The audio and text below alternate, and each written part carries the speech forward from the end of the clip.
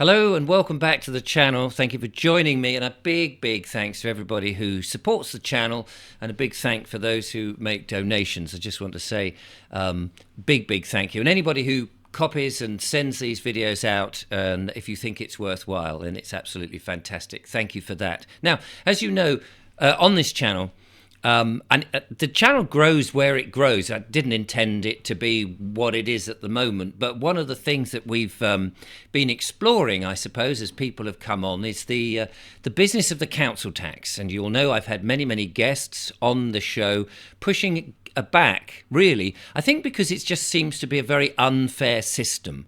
If it was a fair system, I don't think people would have a problem with it. But because it is one of these things that you have no contract for, you don't have any negotiation skills, you're just expected to pay a certain amount of money, you can't opt in or opt out, you can't even offer services in payment. The councils themselves turns out to be actually businesses or corporations.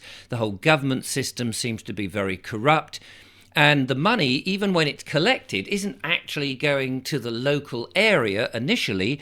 It goes off to the Consolidate Fund or Consolidation Fund, and then is divvied up, and some of it comes back with a whole bunch of things that the council have to do, like put up 5G towers that no one's actually asked for, or more surveillance, things like that.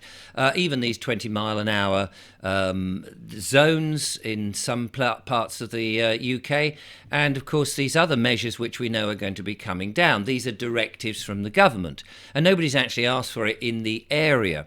And because of that, people are very upset, because I think we would all just prefer a system in which we could have a look at the proposals, maybe agree with some of them, disagree with some of them, talk to the council about the things that we want in our area. But because it does seem very dictated to us, it's very unfair, and so therefore people are very ruffled. And the treatment that people get if they struggle with the council tax, or even these days now ask questions, has been just quite peculiar, to say the least. So a friend of mine has been in touch, and he's been tackling the council with a number of questions in response to the council tax that he is expected to pay. And he sent me a list of these questions that he is currently asking them. And I thought I would share them with you, because you may feel that these are legitimate questions to ask a council, and you may wish, it's entirely up to you, and I'm not telling you what to do, this is only an opinion video, but you may wish to perhaps ask similar questions of your council, because I think what's going on is people are beginning to say, hey, I'm not just going to pay and acquiesce very simply, yes, just like that. I want some accountability for all of this. Seeing as you're taking my money and you're forcing me to pay, I would like a little bit of accountability of where the money is going, what it's being spent on, and whether any of this is actually going to perhaps foreign countries with arms and other things, wartime effects attached. And I think that's only laudable. We need to know exactly what's happening to the money that we're paying to our so-called councils under duress. So have a look at these and see what you make of them. There are a number of questions here, and I'll just go through them. So number one, are you or any of your colleagues aware that you do not actually work for a county council? In other words, you're working for a corporation, and we'll get onto that in a minute. Are you aware, and we've just renamed the council for the sake of this, SoandSo Council, which is now abbreviated to SCC. Are you aware that SoandSo Council is actually a Dun and Bradstreet listed corporation? It'd be interesting to see what many of the council people actually respond, if they respond to any of this. Under what jurisdiction is a public listed corporation able to send out demands for money without a signed contract? This would be interesting. They are a company, so they can only send out contracts. They have no governmental power if they are a company or a corporation. Number four, under what law does So-and-so Council have authority to photocopy a likeness of a Law Court Official Crest onto their paperwork? And we know that this goes on, do we not? These are the so-called summonses that come from the council, and it's obvious it comes from the council because the one we've shown them on the show, they often say things like, well, don't go to court until you have checked with the council first. Now, if I was accused of murder, that would be the same as me having a summons, but it says don't go to court on the day you've been summoned, check with the victim that you've got an appointment first. I mean, that is a nonsense. The court has to be completely separate from the claimant. But in this case, it does seem that if you're summoned, you have to check with the claimant, which is a bit bonkers, which means there is a bias, or you could say a kangaroo court going on here, which is a bit worrying. Number 5, under what law does so-and-so the council have authority to actually raise a notice which purports to be a legal summons, which is what I've just been explaining. Number 6, under what law does so-and-so council have authority to raise its own summons? Now, I suppose it could possibly just write this is a summons, but it's not a court summons. You couldn't say it was a court summons. And of course, if you go to Blacklaw's dictionary, a legal dictionary, and work out that actually summons is just an invitation. You summon the dead, we all know that, but a summons sounds more dramatic than, oh, you're invited to come to court. Let's continue with these interesting questions. Number 7, under what law is so-and-so council able to hire a room at ex-magistrates court, which we abbreviate now to XMC, and conduct its own hearings? And we know that this goes on. We know, I mean, they admit it. The courts and the people at the front of the court, the front of house people, say, yes, the court the council have hired a room, so it gives a theatre of it's a court. And the council will say, no. And even the magistrates say, well, we haven't hired it.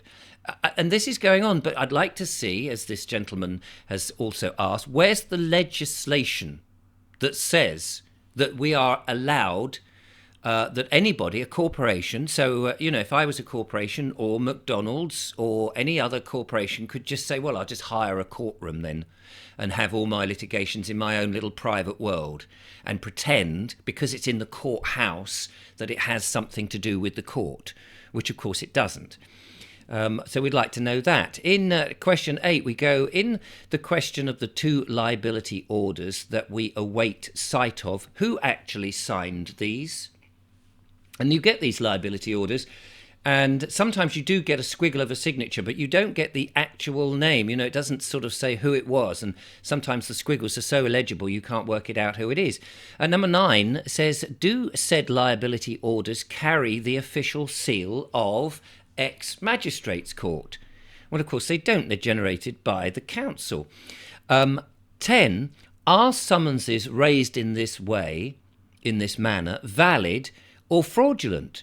Well, I think they are fraudulent unless you can point to some legislation, and assuming that we all go with the legislation and acts and statutes, assuming that's what their basis is, but they can't even do that. Number 11, it says, are liability orders raised in this manner valid or fraudulent? Again, we know that these liability orders are not real ones. They're only spoken of in court by the judge, and because it is a bulk hearing, that many people are in a list, the court, of course, the judge says, yes, no, all these people have got to pay, and here's the liability order. How is it that the judge can give any thought, can give his mind to the circumstances of each of those, particularly if there's, say, 6,000 of them, and he does it within 15 to 20 minutes? In how many points of a second has he given his clear mind and judgment to each individual who might have mitigating circumstances, who may have wanted to come to court but found it a bit weird that they had to talk to the claimant in order to go to court, or been told you don't have to come to court? How is a judge supposed to, in that fleeting moment, given his thought to each and every individual circumstance on however many there are, and there are often thousands in these bulk hearings, he can't possibly, the system is so flawed, he can't possibly have any idea that somebody perhaps was away on holiday, or that they were ill, that they had COVID, or one of these other sort of weird diseases that have come into existence in recent times. He can't possibly put his actual judging mind to the case if you have a list of thousands of names on one piece of paper or a series of paper, and you're just going, yep, no, I pronounce that they are all liable for judgment. I mean, it is impossible. Anyway, so clearly that is fraudulent. Number 12, what subsequent paperwork is raised by SoandSo County Council, and how is the supposed debt assigned to an enforcement agent? And I think this is a very interesting and laudable question, because I've seen that a liability order has just been handed to the enforcement agent, and now you have to deal with them. That's it. From that moment onwards, you don't deal with the courts, you don't deal with the claimant, you deal with a third party who have no extra powers than McDonald's to come and then bang on your door and try and get the money from you. So how is that legal? How is that lawful? 13, am I right in saying that the prescribed forms for liability orders have not been in use since 2003? That's a good question. See if they can answer that. And 14, under what law is such an enforcement agent empowered to use threats and menaces to extort money and goods from a man or woman living in a private property? Yeah, I'd like to know that myself, because they are very threatening. I've had them come to my door. What powers do enforcement agencies have without an official court-stamped and signed liability order? I think the answer is none, but we would like the council to answer that themselves, seeing as they pass them on to these enforcement agents.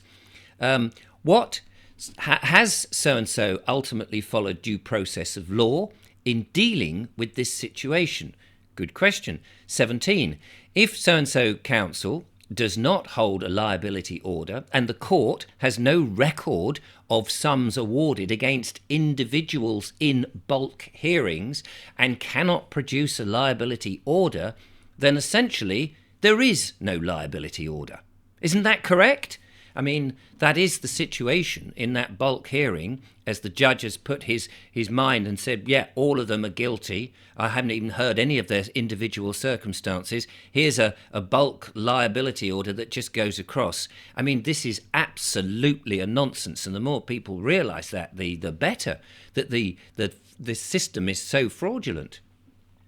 Let's carry on with our little look here.